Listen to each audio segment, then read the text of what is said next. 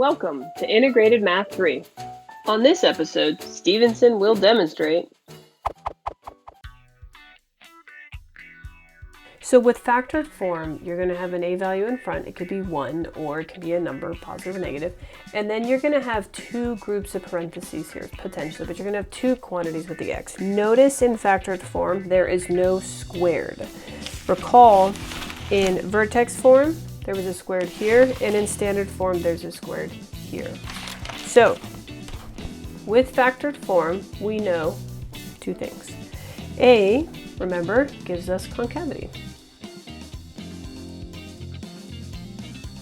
Now, in this particular case, what factored form gives us are the x-intercepts. Now, you may be wondering why there are r's there.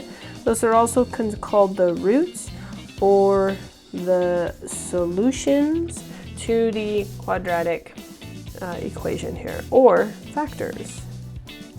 Because these are numbers that when you plug them in, you end up with 0 as a result. So, do you remember with vertex form how we had to be careful with what we see? Same thing happens here. If I have x minus one of my roots, that means the root is going to be positive. Okay? If I have x plus my root, then that means my root is going to be negative. So, I have 3 examples this time that I'm going to go through, so let's look at the first one. Let's go through and identify my a and my 2 x-intercepts. So my a value is 2.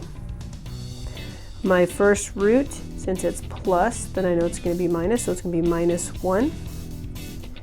And my second root, again, since it's plus, I'm going to put a minus in front of it, and it's minus 5.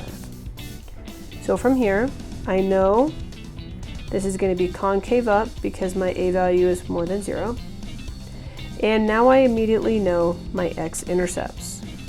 I will have 2 of them. They will be at, oh, I did forget to mention, when we write the x-intercepts, you're going to write whatever the root is, comma 0. So in this particular case, it's going to be negative 1, comma 0, and negative 5, comma 0. And that's kind of it. I mean, there is a connection between the roots and the axis of symmetry, and I'll talk about that in a little bit here. But at this point, let's look at the graph and see what it looks like. So it is concave up, that's what we said. And we also said the roots would be at negative 5 and negative 1, and there you have it. Cool. So let's add up some more of the characteristics. So here we can see the y-intercept. Let's add that to our list. Let's see, the vertex is down here. So that is negative 3, negative 8. And remember, what does the vertex give us? The vertex gives us the axis of symmetry. It is the x-coordinate of the vertex. The axis of symmetry is the x-coordinate of the vertex. Cool. Now, there's also a connection between the axis of symmetry and the x-intercept. So I want to show you this. So check this out. So if my x-intercept's negative 1 and my x-intercept's negative 5, what's the distance exactly right between them? Okay, so let's see, if we're here to here, we would go, there's 1, 2, 3, 4 units apart, right? Well, what's half of 4? 2. So if I add 2 units in, I'm right here. Now think about that. What value is that? That's negative 3, which is right here. So the axis of symmetry is also the midpoint between the x-intercepts, okay? So that's kind of a nice little characteristic for us.